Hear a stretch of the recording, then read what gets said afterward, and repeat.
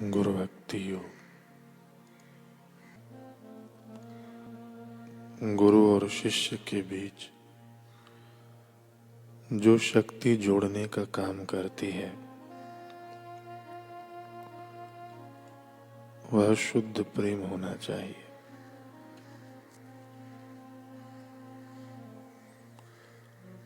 गुरु का कृपा प्रसाद और शिष्य की कोशिश मिलती है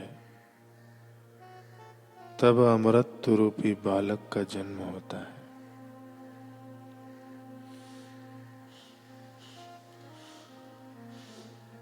शिष्य को ज्ञान दिए बिना ही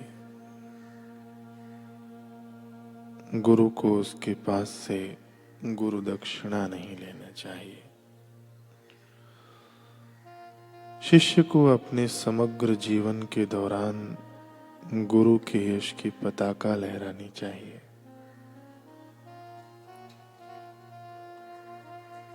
गुरु के चरण कमल में आत्मसमर्पण करना यह शिष्य का आदर्श होना चाहिए। गुरु महान है, विपत्तियों से डरना नहीं। हे वीर शिष्यों, आगे बढ़ो। गुरु कृपा अणु शक्ति से भी अधिक शक्तिशाली है। शिष्य के ऊपर जो आपत्तियां आती हैं वे छुपे वेश में गुरु के आशीर्वाद के समान होती हैं।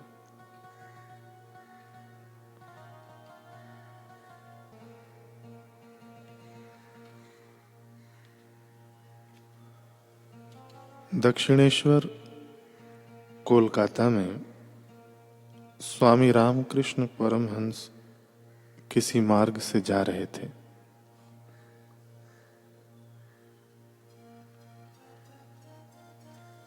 उन्हें देखकर झाड़ू लगाने वाले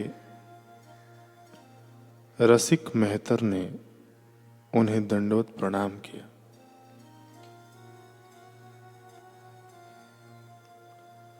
ठाकुर ने प्रसन्न मुख से पूछा, क्यों रे रसिक, कुशल तो है?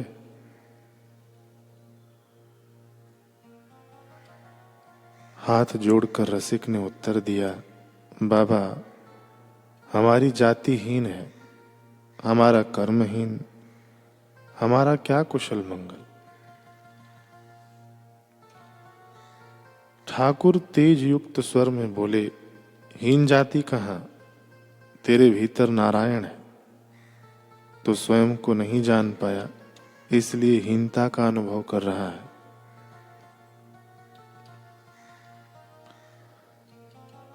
रसिक ने कहा, किंतु कर्म तो हीन है महाराज। अरे क्या कह रहा है? क्या कभी कोई कर्महीन होता है?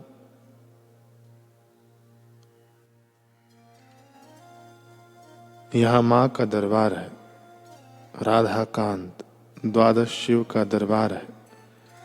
कितने साधु संतों का यहाँ आना जाना लगा रहता है। उनके चरणों की धूल चारों ओर फैली हुई है। झाड़ू लगाकर तो वही धूल अपने शरीर पर लगा रहा है। कितना पवित्र कर्म है, कितने भाग्य से यह सब तुझे मिल रहा है। खुद को हीन समझता है।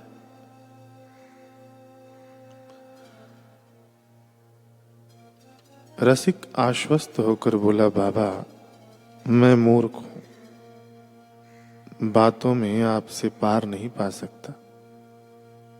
मैं तो केवल एक बात आपसे पूछना चाहता हूं कि क्या मेरी मुक्ति होगी?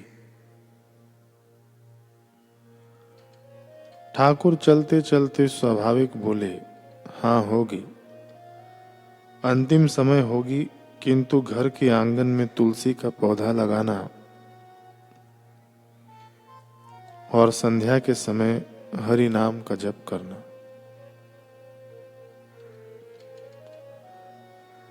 संत तो परम हितकारी होते हैं। वे जो कुछ कहें उसका पालन करने के लिए तत्परता से लग जाना चाहिए। इसी में हमारा परम कल्याण है। महापुरुष की बात को टालना नहीं चाहिए। रसिक ने ठाकुर जी की आज्ञा समझकर अपने घर के आंगन में तुलसी का पौधा लगा लिया और रोज बच्चे बूढ़ों सहित संध्या काल में हरि नाम का जप कीर्तन करने लगा। कुछ वर्ष पश्चात रसिक की तबीयत अचानक खराब हो गई। उसे तेज बुखार था, पर उसने जिद पकड़ी कि दवा नहीं खाऊंगा। बुखार ने और जोर पकड़ा। एक दिन भरी दोपहर को उसने पत्नी को बुलाया और कहा, मुझे तुलसी के पास ले चलो। पुत्रों को बुलाया और कहा, अब मेरा शरीर जाने वाला है। बच्चे जल्दी उसे तुलसी के पास ले गए। वहां रसिक तुलसी की माला से जप करने लगा। जप करते करते पता नहीं उसे कौन सा दृश्य दिखने लगा। उसके मुखमंडल पर तृप्ति, संतुष्टि का एक विलक्षण भाव झलकने लगा।